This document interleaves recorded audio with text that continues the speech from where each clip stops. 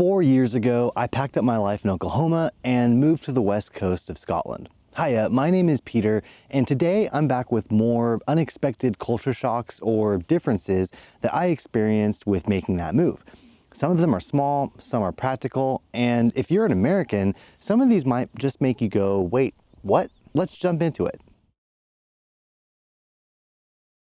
I learned pretty quickly that shopping trolleys, not carts, are very different here. In the US, only the front two wheels swivel, but in Scotland, all four wheels swivel. And at first, I absolutely hated it. I felt like I was wrestling a drunk robot through the aisles, especially once the cart gets to be fully loaded. You push forward and it just sort of slides sideways. You want to go left, it spins right. There's a bit of a learning curve, but after a while you do get used to it, and now I weirdly prefer it. It makes navigating tight aisles or turning around at a dead end much easier. American-style shopping trolleys do exist here, but I've only ever seen them at Costco. Kind of like in the States, European-style trolleys do exist, but it's pretty much only when you shop at Aldi.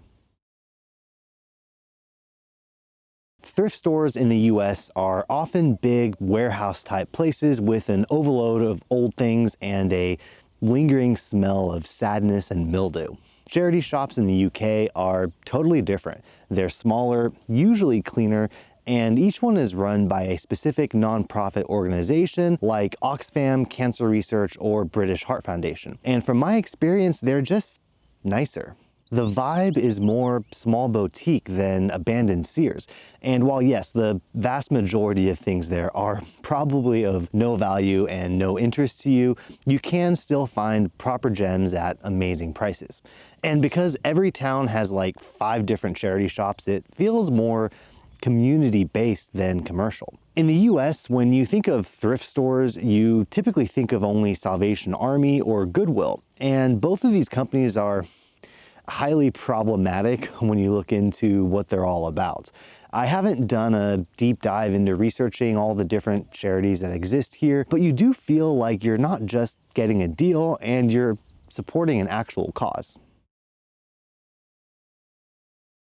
This one completely threw me. In the US, you typically have to go into the doctor's office for everything. Here, many GP appointments can be done over the phone. You call, tell them what's going on, and the doctor calls you back. If it's something simple like needing certain prescriptions, you don't even need to go in. It just gets sent to your local chemist. And home visits are still a thing. If you're really sick or elderly and can't leave the house, your GP might actually come to you. I've never heard of this happening in the States unless you're spending $2,000 to call an ambulance. Healthcare in the UK is definitely not perfect, but the day-to-day system overall is way more practical and accessible than in the States. Another thing I love about it is the 111 service. In the States, you call 911 for emergencies.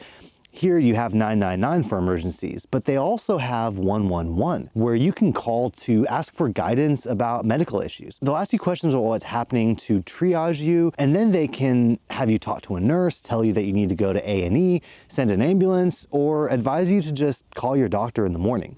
This is especially amazing when you have sick kids and you don't want to overreact and call 999, but you also don't want to ignore it in case it's worse than you think.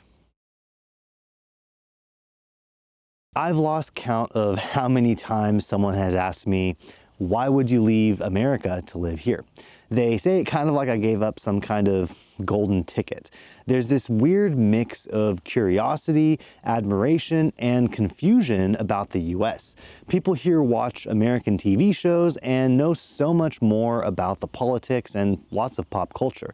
But at the same time, there's often this unspoken assumption that America must be better, and me choosing to live in Scotland is borderline suspicious.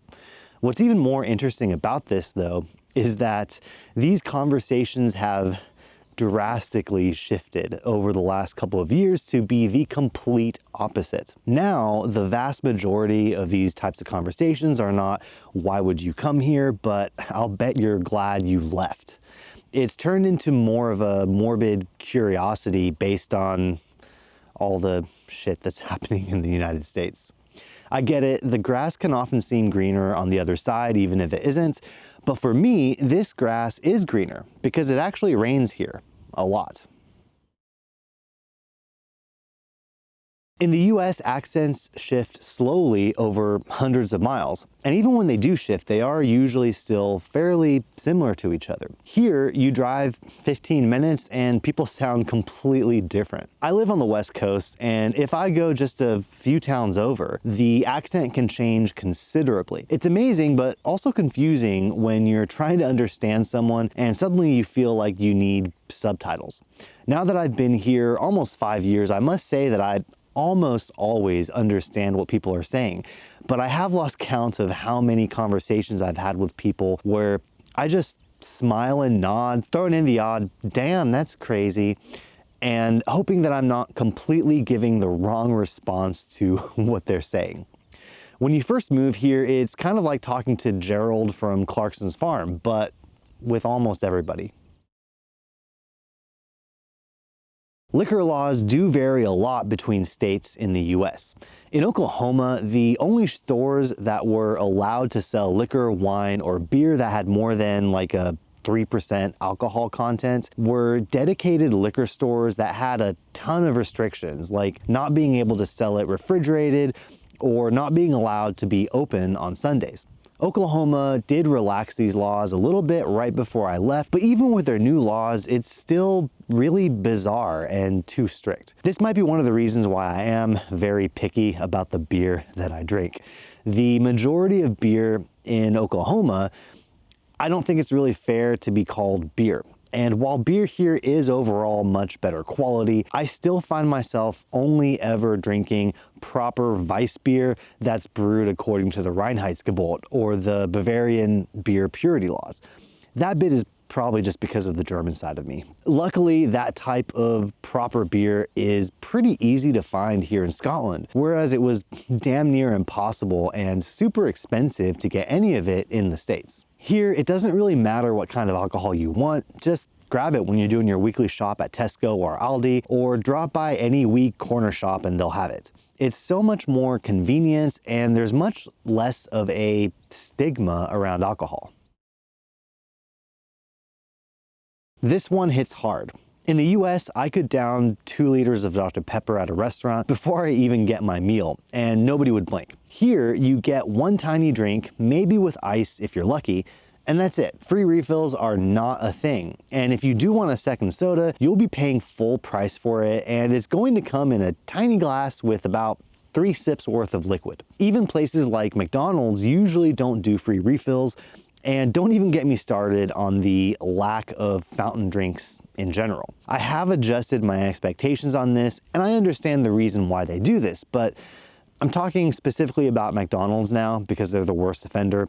If you're going to give me one small drink with no refills and no ice, you should at least fill the cup to the top instead of giving me one that's only half full. As far as I'm aware, this one is specific to the UK style electrical plug.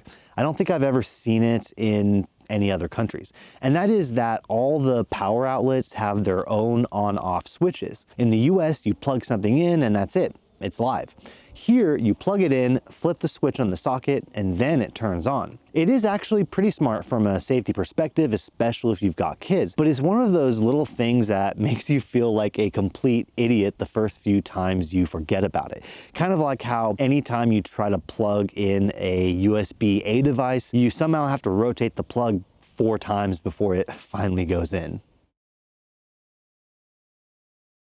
I have talked about this in another video, but it's such a big thing that I feel like it's worth mentioning again. If you're from the US, chances are your home had central air, heating, cooling, ducts in every room. So much better than radiators. Here, it's not really a thing. Most homes have radiators for heat, and that's it. No air conditioning, no vents, no ceiling fans. You just open a window when you're hot, which fair enough, this is Scotland, it rarely gets that hot, but combine the fact that our homes are built to hold heat in with the fact that windows don't have screens, and I do really miss a proper HVAC system to just set the thermostat and forget about it while still getting a decent airflow throughout the house. With that being said, it is much more manageable than in Oklahoma, where you could literally die if you don't have aircon. But at the same time, I'm I'm not sure about Scotland, but there are people down in England that die every year due to the summer heat. So for me, I think having a proper aircon in every house would be fantastic, even if you only use it for 1 or 2 months out of the year. This is one of the best things in my opinion. Scotland is so walkable, and that's without even considering the right to roam laws, which I do plan on talking about in a future video. There are pavements or sidewalks almost everywhere. Even in fairly rural areas, you can usually walk safely without having to step into traffic. In most of the US, you're basically forced to drive everywhere, without even considering the fact that distances are so much longer. If you did want to walk to the grocery store, you'd probably be hit by a truck before you could make it across the parking lot. A few weeks ago, I saw a news article about how a child was hit by a car while trying to cross the street about a block or two away from where I used to live in Oklahoma.